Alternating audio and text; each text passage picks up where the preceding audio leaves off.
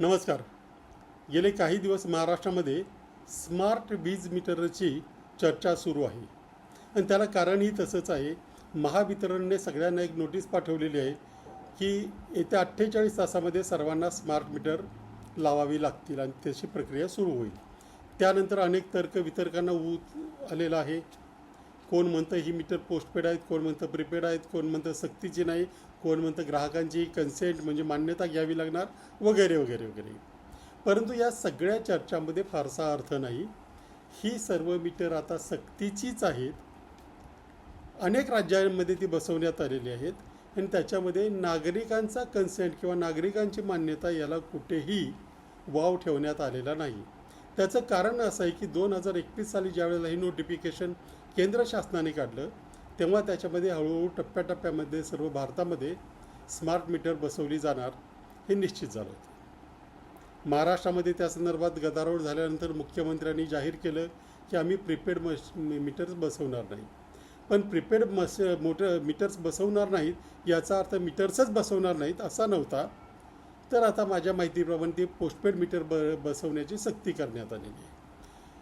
ही metres आल्यानंतर व्यवस्थित विजेची नोंदणी होईल, ग्राहकांचं बिल कमी होईल वगैरे वगैरे असं म्हणत होते. परंतु त्या संदर्भात विचार केला तर आत्तापर्यंत CFL, LED बल्ब, पंचतारांकित उपकरणं, वीज वाचवणारी असे अनेक प्रकार झाले, परंतु बिल काही कमी झालं नाही, ते वारंवार वाढतच आहे. त्यामुळे आताही फारशी काही त्याच्यातून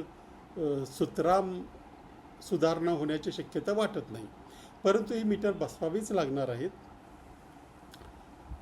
ही जी बसवली जाणार आहेत मीटर ती सध्या पोस्टपेड बसवली जाणार आहेत असं म्हटलं जात असलं तर या स्मार्ट मीटरमध्ये फारसा फरक नसतो. म्हणजे हे मीटर कधी पोस्टपेडही केलं जाऊ शकतं, कधी प्रीपेडही केलं जाऊ शकतं. त्यामुळे आत्ता जरी पोस्टपेड असलं तरी पुढे ते प्रीपेड होणार नाहीच याची खात्री नाही. शिवाय कदाचित असं काही होईल, एवढं मोठं बिल होईल की लोकच म्हणतील आम्हाला प्रीपेड द्या, आम्हाला जेवढे परवडते तेवढीच वीज वापरू. तर अशा सगळ्या सोयीसुविधा त्याच्यामध्ये आता ठेवण्यात आलेल्या आहेत. परंतु ग्राहकांच्या हातात आता काय राहिलेलं आहे का, तर त्याचं स्वच्छ उत्तर नाही असं आहे. कारण ग्राहक याच्यामध्ये स्वतःहून ते मीटर बसवायचं की नाही याचा निर्णय घेऊ शकत नाही. त्याच्यासाठी आता खूप उशीर झालेला आहे. त्या वेळेला जर काही आक्षेप घेतले असते तर हे होऊ शकलं असतं, परंतु आता ते शक्य नाही आहे. त्यामुळे या स्मार्ट मीटरसाठी आपण तयार राहिलंच पाहिजे. विनाकारण त्याच्यामध्ये जर काही अडथळा आणण्याचा प्रयत्न केला तर काहीतरी विपरीतही घडू शकतं. परंतु पुढे याचं काय प्रीपेड आणि पोस्टपेडमध्ये काय फरक आहे, तर प्रीपेडमध्ये तुम्ही जेवढं पैसे भरले तेवढी वीज वापरली की त्यानंतर तुमचा वीज पुरवठा आपोआप बंद होईल. पोस्टपेडमध्ये मात्र नंतर तुम्ही बिल भरायचं आहे. परंतु इथेच खरी गोम आहे. पोस्टपेड केलं म्हणून आपोआप वीज बंद होणारच नाही, तुम्हाला नोटीस दिली जाईल वगैरे वगैरे असं काही होण्याची शक्यता मला कमी वाटते.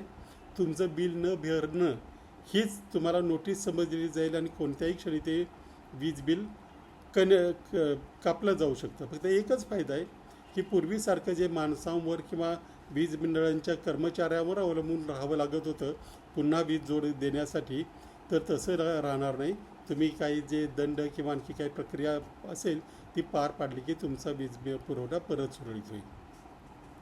त्यामुळे आता ग्राहकांनी स्मार्ट मीटरच्या संदर्भामध्ये चर्चा करणं हे उचित नाही. जे आहे ते आपले भोग आहेत असं समजून जे काय आता वीज मीटरच्या बाबतीत होतं आहे ते होऊ देणं एवढंच आपल्या हातात आहे. त्याशिवाय दुसरं काहीही नाही.